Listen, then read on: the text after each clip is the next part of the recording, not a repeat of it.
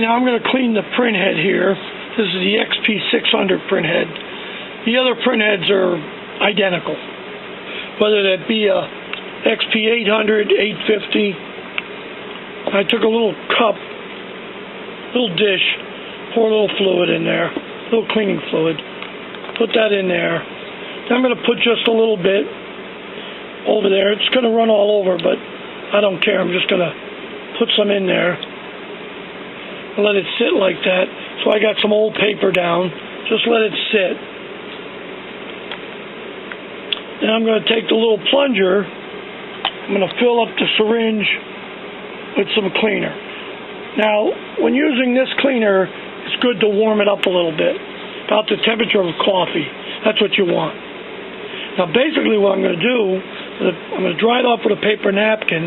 Then what I'm going to do is I'm going to push the cleaner through the print head. So it's going to bubble out the microscreen. I don't want to draw it down. I want to push it out. So just leave that sit for a little while, half hour, hour, and then we'll go and we'll use the plunger. Should there be anything in there, it's going to clean the microscreens because it's going to push the chemical out. You're not going to push it down, you're going to draw it out. We're actually going to push it out from the bottom of the print head. And that's the bottom of the print head. I'm going to put the little plunger over. I'm going to push a little bit. You'll see it'll start to come out. See it? So it's pushing it right out. Getting different spots. This way you can see the other side of the print head starting to come out through the microscreens. So I'm going to rinse it off, then you're going to dry it. Let it sit for a while. You don't want to put this print head in. Just take your time here. I want it really dry before I put it in, because I don't want it to short anything out. I'll probably let it sit there for a day or two, and then I'll put it back in the printer. Now I'm going to put the print head back in. I pushed on that ribbon cable, so it gave me a little extra slack here. Now, like I said, this is the hard part. You got to put the one side in first, then do the other side. But this side right here, the right side, you got to kind of push on the ribbon cable to give you a little extra room to put it in. And I've pushed in that ribbon cable on that side. Just take your time on it. It's a little difficult to do, but you can do it. There, you can see I got it in. Now I got to put the other side in.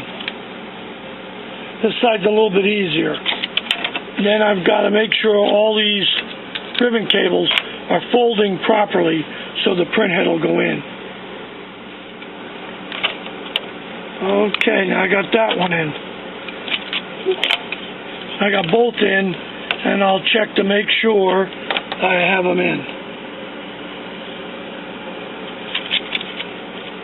Okay, now I can work on straightening out the ribbon cable and getting it flat so the print head can go in. If you want it to lay flat, because I was pushing on this to give me a little slack on this side, so I kind of got this out a little bit too far.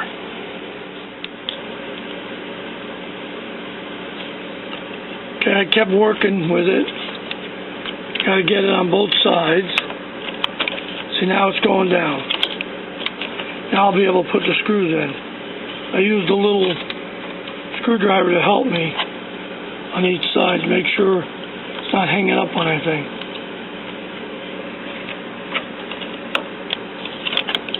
I'll just keep working on it here, and then I'll get it in. You'll know, it'll just click right in. Okay, I took my time.